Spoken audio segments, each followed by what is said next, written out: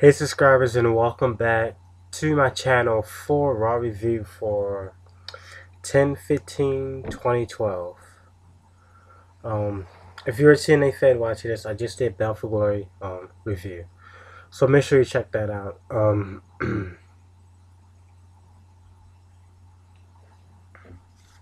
It was an okay Raw. I wasn't really all that exciting, really. You know, it was kind of a major drawback from last week after, I'm not sure, maybe after seeing Punch the Fan live on Raw. If you missed that, I did a video about it on my channel. This week's Raw wasn't all that. It wasn't as exciting as the last week's and the week before that. This one was kind of down a little bit. But Raw was live from Nashville, Tennessee. Um, the Big Show comes out and basically says that he basically calls out Daniel Bryan, says he wants to settle this 45-second thing since he lost the Heavyweight Championship 45 seconds. Daniel Bryan said he isn't coming out, so AJ shows up and basically forces Daniel Bryan to come out. And the first match of the night is the Big Show versus Daniel Bryan, which is really like 2 or 3 minutes long. I mean, Show dominated the match, and Show put off the win. But at the end of the match, Kane comes out and saves Daniel Bryan, basically to show that Kane has Daniel Bryan's back. So sometimes they can work together, and other times they are very, very dysfunctional. Then we have Paul Heyman in the ring, and out comes CM Punk, which leads to Vince McMahon showing up. It's very nice to see Vince whenever he's on one of his shows. It's nice to see Vince. Basically, he says that he will make the decision later on, and there will be a big announcement before the contract signing. So there's a contract signing scheduled for later on. And then after that, we have another match. We have Brodus Clay versus Del Rio. It was a 4-minute match, and Del Rio pulled off the win with a submission, the arm breaker that he does. And I must say that I was very, very unimpressed with Brodus Clay. Brodus Clay used to be this big, strong guy, undefeatable guy, and how do you get beat by Del Rio, Alberto Del Rio? That just sucks. Just like Tensai. I mean, what are you big for? At least the Big Show can back up his bigness with his knockout punch.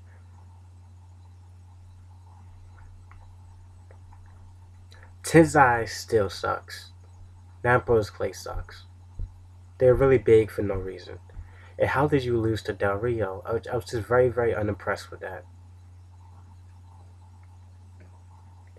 And then we have some tag team action. We have Zack Ryder and Santino Marella versus Primetime. Zack Ryder and Santino Marella desperately need a push. Santino Marella has really been struggling over the past weeks ever since he lost the United States Championship. And Zack Ryder's just fighting for the spotlight. I wish Santino deserves to win the United States Championship back, but also Zack Ryder deserves to have a belt also. But there aren't any belts left that he could have, really, besides the Intercontinental Championship. Zack Ryder, he's a good, dedicated wrestler. He isn't there 100%. He's there about 80%. He needs to work on his wrestling skills. He needs to push really for WWE. WWE is pushing Ryback. Like, Ryback wasn't a nobody, a couple months ago. Now he's just big guy. He's in a main event with CM Punk. I mean, they really, really pushing Ryback. Zack Ryder needs a push just like Ryback. And Santino Marella needs a push also. It was a 3-minute match, but Primetime was able to pull off the win. They are a good team. They are very cocky, and I don't like that at all. Very, very cocky. I don't like that at all, but they still pulled off the win. So they're a good team together. And towards the end of the match, Ryder and Santino Marella were attacked by the Band, which is made up of Heath Slater, Mahal, and Drew McIntyre. All 5 of these guys need a push.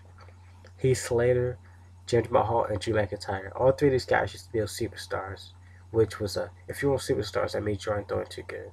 So I say these 3 guys are really on their way out the door. Their contract is going to be over soon. really. So they created a stable, really, made up of Slater, Jinder Mahal, Drew McIntyre. Ryder and Santino Marella are this new tag team. If they get a third person, they would be a stable also. Stable, by stables, I mean like the Brothers of Destruction, the Hardy Boys, the Dudley Boys. You know, stables like that. But they were Slater, Mahal, and Drew McIntyre attacked Ryder and Santino Marella at the end of the match. They all need a push. They really need a push. They need some advancement in WWE. Next we have Ryback, who's like the main guy of the show now. Since Johnson he's there, but he isn't there really. He can't really fight. But the two top guys of the show really are, right now are CM Punk and Ryback. Then we have Ryback versus David Otunga and Dolph Ziggler.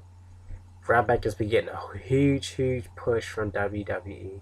Really, like I said, this was a squash match. It was only 2 minutes long, and of course Ryback won. Then we have Antonio Cesaro versus Justin Gabriels. We haven't seen too much of Oksana lately except on SmackDown. So maybe she's gotten over Antonio Cesaro.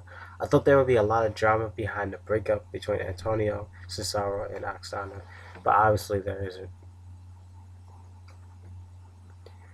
It was 9 minutes long. And Antonio Cesaro controlled most of the match. And Justin Gabriels, he hasn't been wrestling. I haven't seen him in a ring in, I want to say a month. Yeah, he hasn't been there in a month. I mean, Justin Gabriels was good. Around this time last year, he's very good. I think he was a tag team champion. But then he got injured, and after he came back from his injury, he's just been going downhill. He's another guy that needs to push along with Zack Ryder, Jinder Mahal, Drew McIntyre, Heath Slater. All those guys. It's just like, why are they still wrestling? They aren't really doing anything for the business. They just taking up space. Justin Gabriels really need a push, but after 9 minutes, Antonio Cesaro was able to pull off the win. And he still is United States champion. Hopefully Santino wins it back. And then we have Matt Striker versus Kane. This was literally 1 minute match. Matt Striker basically tries to talk Kane out of He basically tries to talk Kane out of fighting in a match. He suggests they hug it out, which they do hug it out 2 times, but the big red machine, the big red monster, kicks in, and he chokes on Matt Striker, and Kane pulls off the win. 1, 2, 3. I must say that there were a lot of quick matches. I mean, this Raw really sucked. It really did. There were a lot of quick matches, lots of quick matches. I'm not sure what happened. Maybe everyone was still off a little bit after CM Punk punched that fan, because the past 2 Raws before this were really good, and this one just kind of sucked compared to those. It was just a lot of quick matches. We really didn't get to see any action, really. No action at all, really. Just a lot of quick matches. Then we had Sheamus versus Wade Barrett. Wade Barrett made his return about a month ago. I'm not sure what the rivalry is between Wade Barrett and Sheamus. Obviously, there's a rivalry between the Big Show and Sheamus. That's very obvious. This was a back and forth match. It's a good match, good effort. But there was interference by the Big Show during this 15-minute match, which causes Sheamus to win by disqualification. It would have been nice to see a 3 count. It was a very good match. They both are good wrestlers. They both are good competitive. I don't like Wade Barrett that much, but he is a good wrestler. And I wonder, it seems like Sheamus always has rivalry with Wade Barrett on Raw, and then he goes against Tenzai on SmackDown. I'm not sure why Wade Barrett and Tenzai fit into the picture when it should just be between Sheamus and the Big Show. But towards the end, Sheamus takes out both of them, and he's still left standing. Hell in a Cell was like a week away. Then we had some Divas action. Layla versus Eve. It was only 2 minutes long, really. Um, Very violent match. Eve is very violent, and she pulled off the win. And you can tell she's guilty. Like on SmackDown, if you missed my SmackDown review, Oksana found a blonde wig in Eve's bag, and she tried to blame it on Teddy Long, though you can't really picture Teddy Long wearing a blonde wig. Um, Eve was behind the whole thing. I've been saying that for the past month since Night of Champions. That Eve was the one that attacked Caitlyn, and she's very guilty. So hopefully the truth will come out because Eve is a very troublemaker. And I've been saying it. I said it for a whole month that it was Eve with a blonde wig. I said it the whole month. But Eve pulled off the win, which is very shocking. I mean, because Layla's a good wrestler. She shouldn't have let Eve beat her in about 2 minutes. This match should have been longer. Like I said, I did a video on why the WWE Divas division sucks. And this is a prime example. They only had a 2 minute match. They should. WWE Divas don't get enough spotlight on Raw or SmackDown.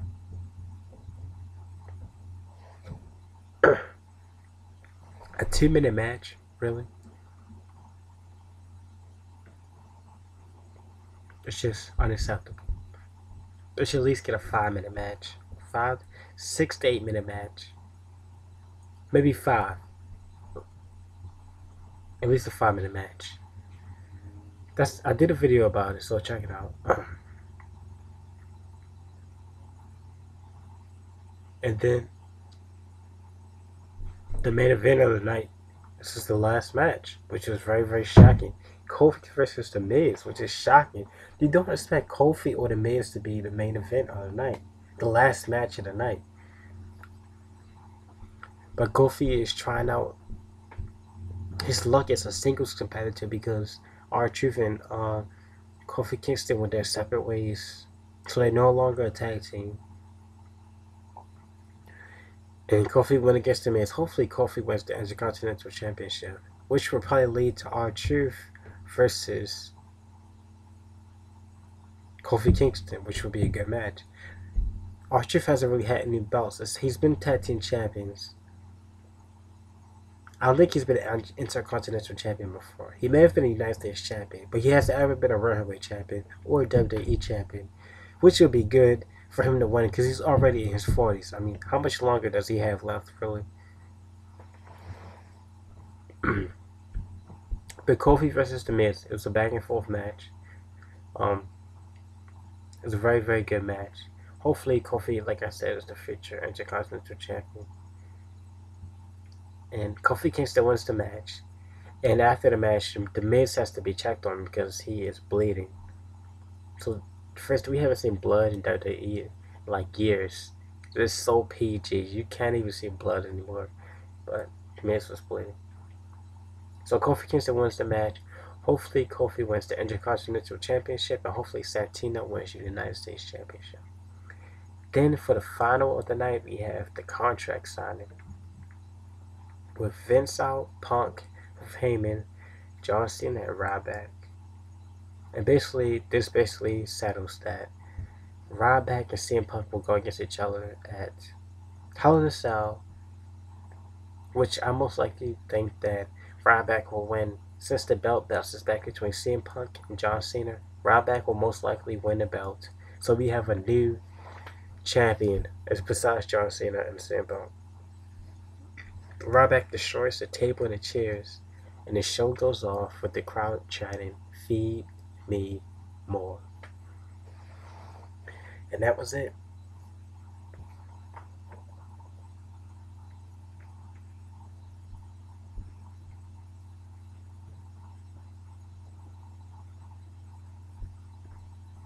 It was a it was a good Raw, but it wasn't the best Raw. And I wonder what John Cena will be. How long is he, unable to wrestle? Because I guarantee you, whoever wins, John Cena will be coming for them for a championship match. But I guess it'll be Ryback since the belts bounces back between CM Punk and John Cena a lot. It probably will be Ryback. But this week Raw's was okay. I gave it a 9 out of 10. It wasn't all that good. I didn't really like it that much. Last week's was way better. Way better. This week's Raw kind of sucked, but I still gave it a 9. No Randy Orton, no Sin Cara, no Rey Mysterio, no nothing. It was okay. It wasn't all that. I give it a 9 out of 10. So this is my Raw review for 10/15/2012. If you like the video, you can like it. If you dislike the video, you can dislike it. Leave your comments. If it requires a response, you'll get one within 24 hours. And make sure you subscribe and check out my channel.